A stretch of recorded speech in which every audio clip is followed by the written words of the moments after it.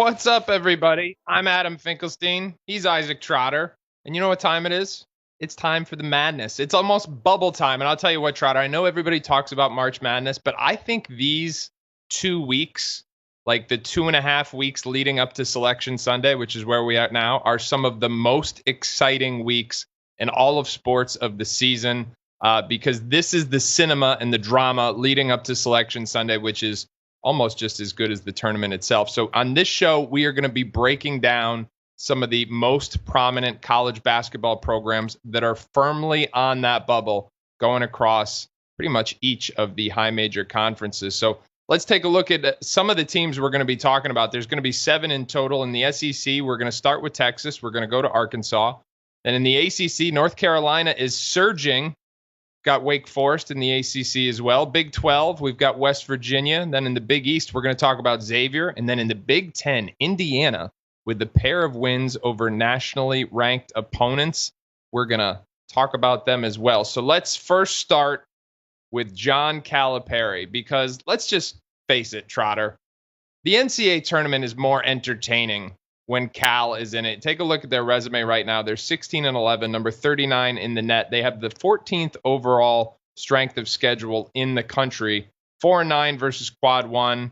Get a look at their best wins, their best losses. I'll tell you what, I think LSU is playing spoiler to more than one. Now, I will tell you they are also 40th in KenPom.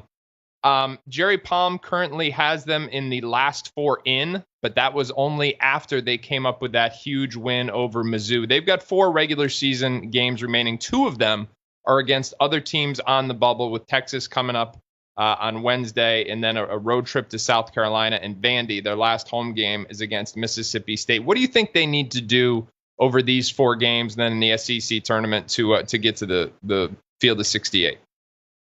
I'm thinking 3 wins. Does that sound right? Like a 3-1 to end the regular season. I think you're probably feeling pretty good about themselves. And, if I'm one of those 6 seeds, I'm not super thrilled or fired up to be potentially seeing this team if they were on the 11 line. I was looking this up. Like in the first 2 months of the season, they're top 30 defense. In the second 2 months of the season, they're a top 20 defense. Like, we have a 4-month sample size of them guarding. And so, the personnel has changed, and, we've gotten your Cal jokes in, but this group has a chance to make the tournament if they go 3-1 down the stretch here in this regular season. The bubble is also pretty weak, which helps, their case a little bit. And they're in the toughest league in college basketball, which has helped them kind of boost up some of those quad one opportunities.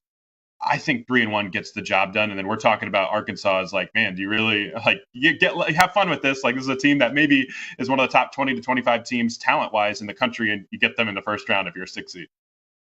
Yeah, I agree. I think they control their own destiny here, because Vandy and Texas, although they are not like the high-profile wins, they are equal bubble teams. So I think the head-to-head might be relevant. Trotter, let me ask you about what we've seen in terms of just style of play, whether it's the usage ratios or lineup construction from them that has made the difference.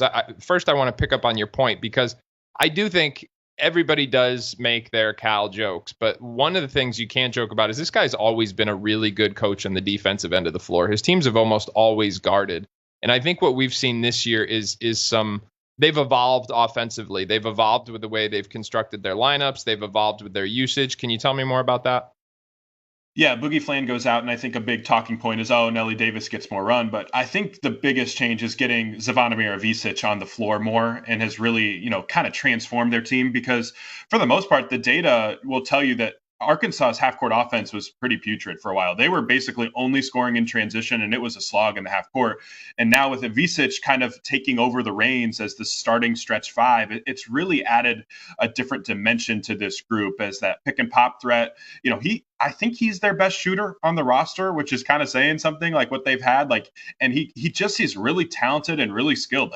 You look kind of through college basketball, there's not many 7-footers that can shoot like him, and the kind of the stress that he brings to opposing defenses. So for the most part, I think he's really revamped this team. It's kind of added space for the drives, right, from Janelle Davis, who's starting to play like a different type of player, and the player that they kind of expected.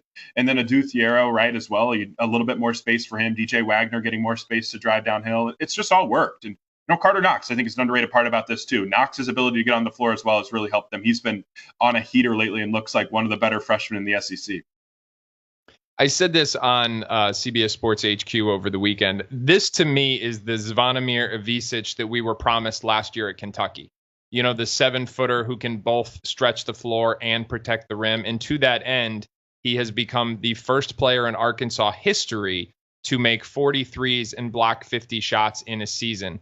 He's also scored 20-plus points 3 times this season, and it has come in the last 5 games. Last 2 wins in particular, he has been over 20 points. So I think to your point, as he has emerged, they have gotten better. I think it's helped them specifically on the offensive end of the floor when the game slows down, because he does provide that spacing, which was sometimes harder to find earlier in the season. And then when you look at the kinds of shots he's making some like short movement threes. He had a wrong-footed 3 against LSU. His hands are phenomenal. He's still got to get a little stronger, but he's emerging. And as I said, I think NBA scouts are liking what they're seeing. And this is what was promised last year at Kentucky. They're going to play Texas. And as I said, this is going to be a very intriguing head-to-head matchup because both of these teams are squarely on the bubble. Want to take a look at that Texas resume coming off what I thought was just a devastating loss to South Carolina on Saturday. That game really wasn't even competitive. I mean, it was 20 more often than not. Texas is now among the first 4 out in the field, according to Jerry Palm. You see it there. They're 38 in the net. They're also 40th in Ken Palm, so those metrics are still pretty solid. 23 in strength of schedule, 4-8 versus Quad 1.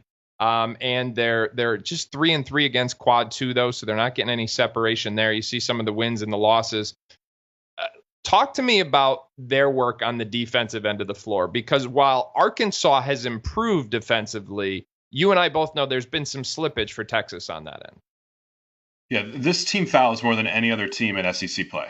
And when you foul and you're constantly sending teams to the free throw line, it's just an easy way to generate offense. And I think if Texas misses the NCAA tournament, it'll be, there's 3 things I think about. It's a group defensively that hasn't reached its ceiling, because the personnel wise, this team should be a decent defensive team, not a bad defensive team by any means. And then the non-conference strength of schedule, they were 352nd in strength of schedule in the non-con. Like, what's their best non-conference win? Syracuse, St. Joe's, like those won't get the job done.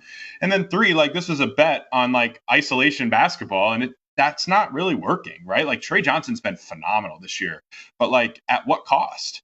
Right? Like it's taken a little bit away from Tremont Mark. It's taken a little bit away from Arthur Kaluma. They don't have like that great group of role players around it. So it's kind of a fascinating group, because I think this team is certainly talented, but some of the issues with roster construction and a defense that's kind of been a sieve as of late, and especially just getting, just allowing way too many free points with fouls, I think is maybe a big reason why Texas will miss the tournament unless they go, I think they have to go 3-1 down the stretch too. I think we could easily be looking at, Arkansas versus Texas as a pseudo playing game. Quick sidebar here. You and Kyle Boone have both used the word sieve with me in a broadcast today. I don't know what the odds are of that, but that's pretty amazing to me. I want to give Trey Johnson his flowers, because let me just say that he is exceeding, I think, everyone's expectations. We all knew that he was a potent scoring guard, but he is doing it as the opposing team's top priority every single night. He is on the first line of the scouting report. He is putting up big numbers, and he is doing it efficiently. 20 points per game on 44, 38, 88 shooting. 44% from the field, 38% from 3, and 88% from the free throw line. I think the passing has subtly made some progress too. He's 2.5 assists against 1.7 turnovers.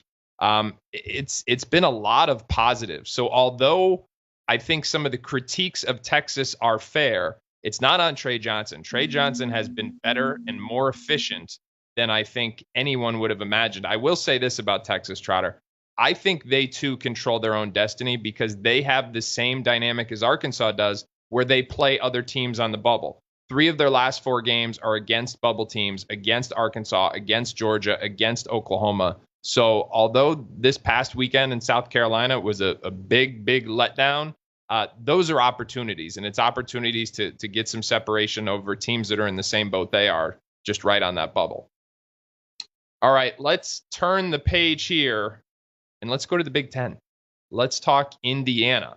The Hoosiers, Mike Woodson, they have won 2 nationally ranked games in the last week. They beat Purdue this weekend, and they had a win over Tom Izzo and Michigan State. And you know what? That's going to get you in contention. 16-11 overall, 56 in the net, 26 overall strength of schedule. You see the quad one record there. I think that's the part that gives some people some pause. But they've had, as I said, a pair of quad one wins in the last 10 days. So that's certainly going to help things. Trotter, this is another team that has kind of redefined itself a little bit as the season has gone on, not unlike Arkansas. Can you help break down the evolution of their lineup that we've seen?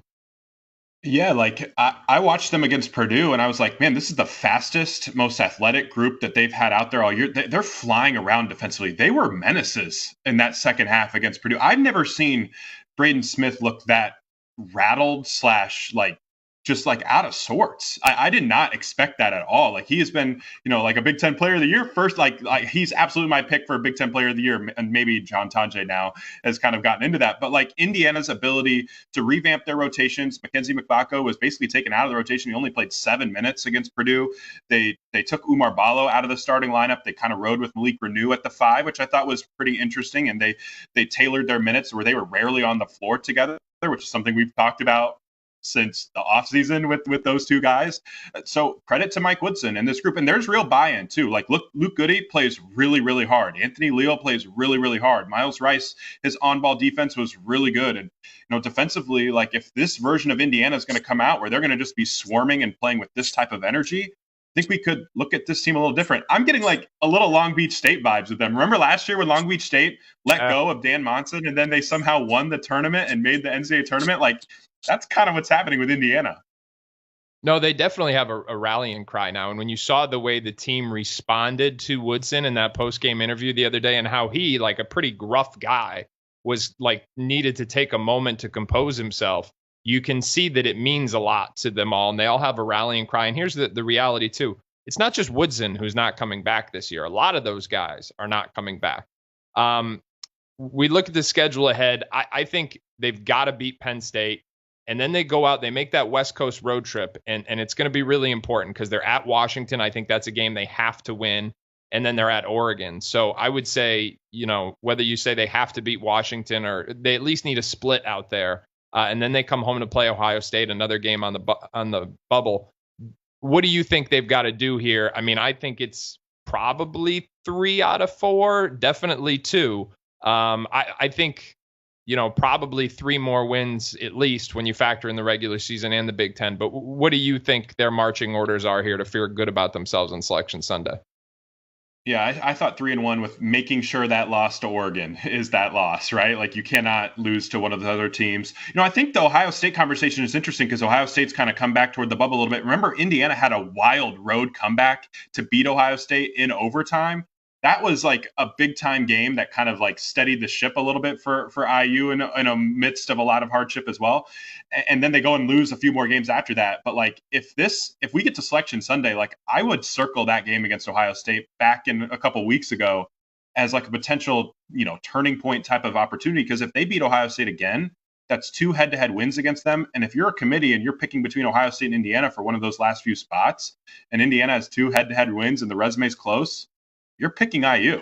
And so like it's gonna be really interesting. I think 3-1, maybe 1 more in the Big Ten tournament, and you feel pretty good about yourself heading into Selection Sunday. And those, you can see the common theme, right? These head-to-head matchups between the bubble teams coming up in the last 2.5 weeks here of the season before Selection Sunday. I wanted to echo your point about Malik Reneau. This Indiana team has now won 2 out of 3 after losing 5 in a row prior to that. Here are these for some stats. Reneau in the last 4 games is averaging 16 points per game. In the 5 prior, where they lost all 5, he was averaging less than 5 points a game. So if you're looking for one player to point to in this recent turnaround, it is Reneau. And I think your point about how they have played him at the 5, they have tried to keep him and Ballo on the floor at different times, speaks to what the original plan was for Reneau. When he was recruited, the plan was, hey, come back up Trace Jackson Davis, and then when he goes to the league, the 5 spot is yours. That didn't come to fruition. They've played 2 bigs. We don't need to go through that line of discussion again because we were critical of the approach in the preseason. It has come to fruition, the lack of spacing they've had with that lineup, but now they've started to get away from it. We've seen Renault benefit, and I think the Hoosiers as a whole have benefited as well. So that's going to be a real interesting one to watch here, especially that trip out west. All right, let's go to the Big 12. Let's talk West Virginia. Now, this is a team that, according to Jerry Palm's, got a little bit more breathing room. They are penciled in as a 10 seed right now. I see some of the metrics there, 16 and 11, 48 in the net, 13th overall strength of schedule. That's pretty good. 5 and 9 quad one. Really good win against Iowa State. And the worst net loss is not so bad. Arizona State. And remember, they had a terrific non-conference schedule. So even though they've struggled as of late, I think by the analytics that's not so bad. Trotter, when you look at this team, we were all over the guard play and Javon Small early on. He's kind of, I don't want to say he's fallen off, but he hasn't had to be Superman for them. So where are we at with them, and like what's working for them right now? I think it's still small, even if the numbers don't necessarily look like it. The amount of attention that he generates has been insane. I think Amani Hansberry has been really, really good for them. That's like the beauty, I think, of what this West Virginia team is like some of these like role player evaluations were really sharp. Like Hansberry looks like a complete, absolute rotation player for multiple years. Yesufu has actually played a little bit better lately. The other one is the freshman Jonathan Powell. Like Xavier, like could have had him, and like it was a situation where like they didn't think he was going to be in the rotation this year. So West Virginia scoops him up, and he's been awesome as a role player. So this is still like Small's team, and the fact that we're even having this conversation blows my mind with West Virginia, because like they have no business being in the bubble with after the injury that they've had to Tucker DeVries. But kudos to Darian DeVries, one of the best, sharpest head coaches. Their defensive pick and roll coverages have been terrific this year. They do a terrific job of funneling opposing lead guards, making them take the tough twos. They stay home on shooters. They allow very few open, unguarded catch and shoot threes, very few kick out threes. It's a great defensive game plan. And he's done a great job of scouting and finding under the radar guys. And then Small's been just awesome. So the fact that they're in this mix is really remarkable.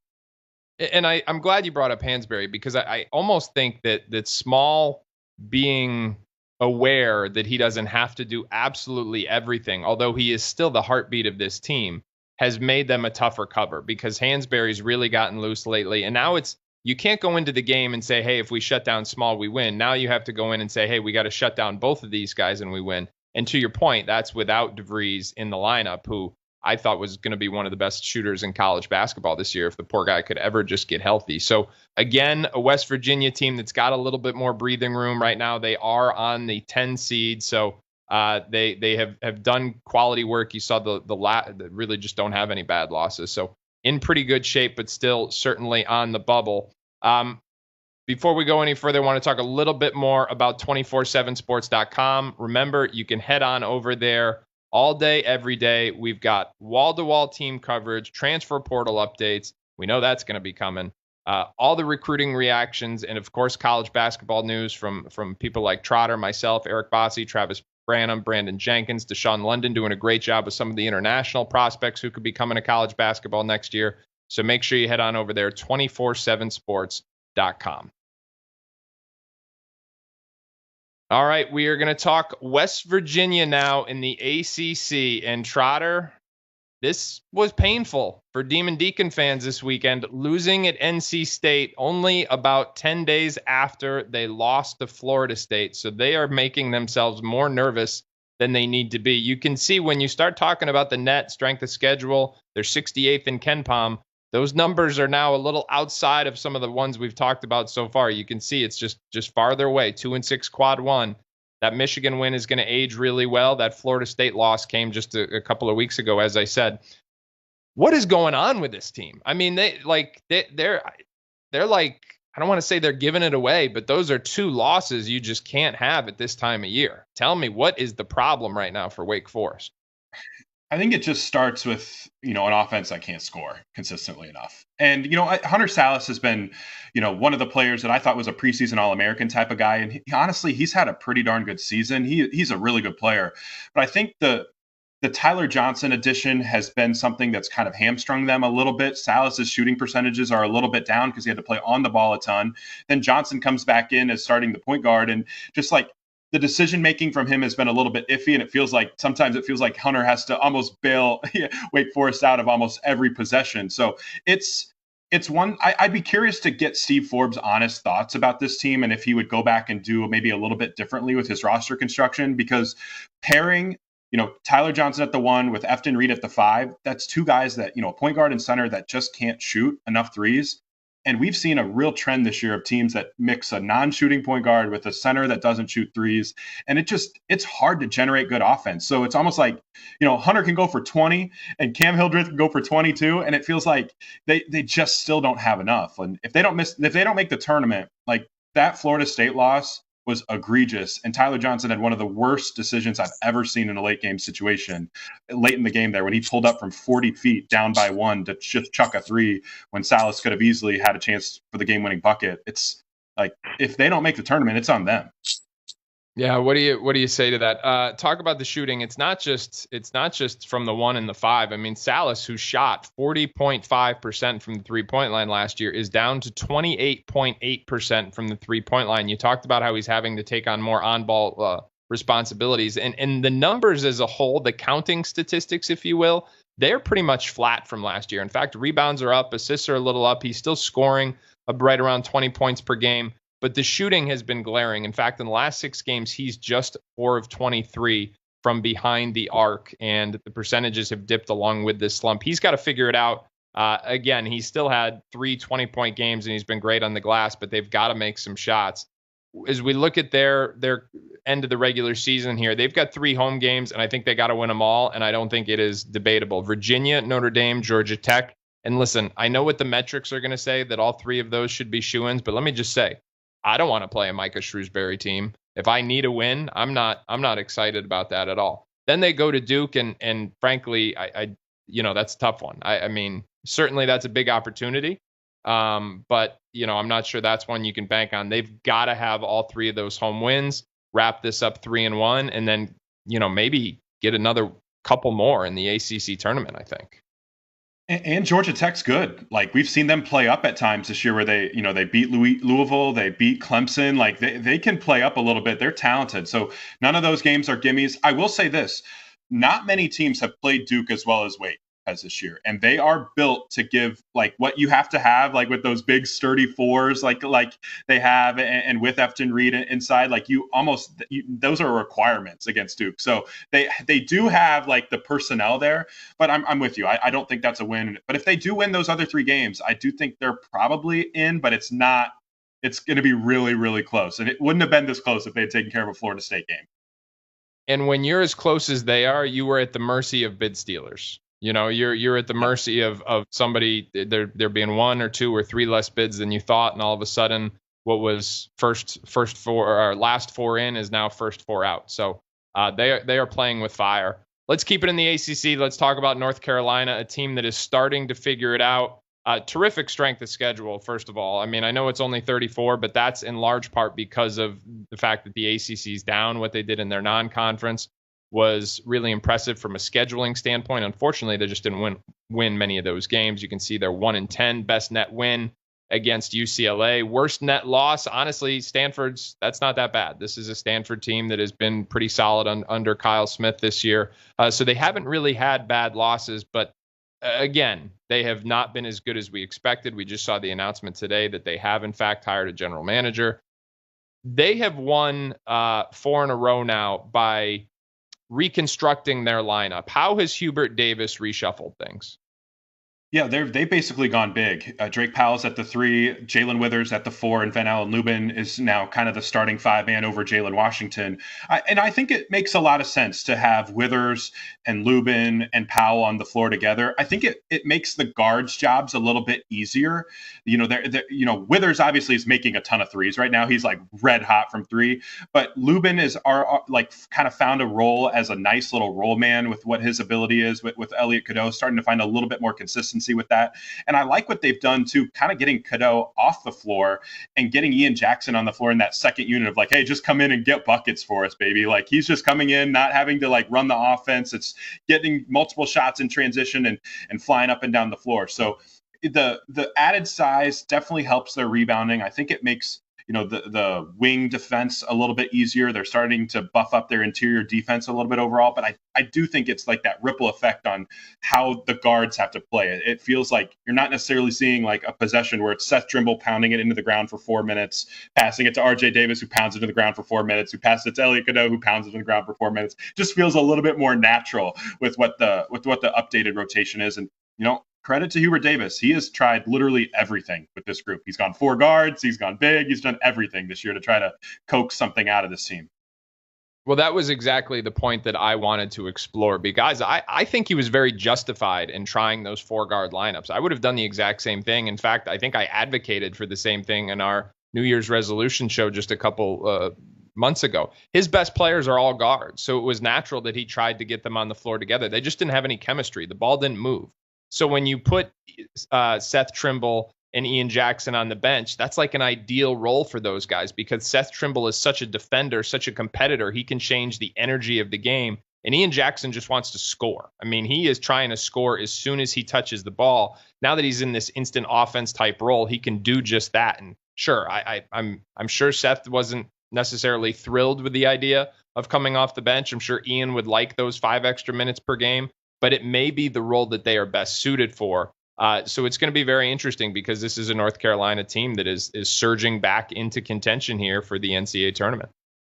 All right, the last team we're going to talk about here, we're going to go to the Big East, and we are going to go to Xavier. Sean Miller's squad is 18-10, 53 in the net. They have the 57th overall strength of schedule. Trotter, I think the biggest problem, quite honestly, is just the lack of quality wins. Outside of that game against Marquette, you can see they're just 1-9 in Q1. They just haven't necessarily had any bad losses, but they don't have a whole lot of resume building wins. I know you have been particularly intrigued with the development of kind of the supporting cast. I'm not sure if that's a fair characterization, but tell me more about that.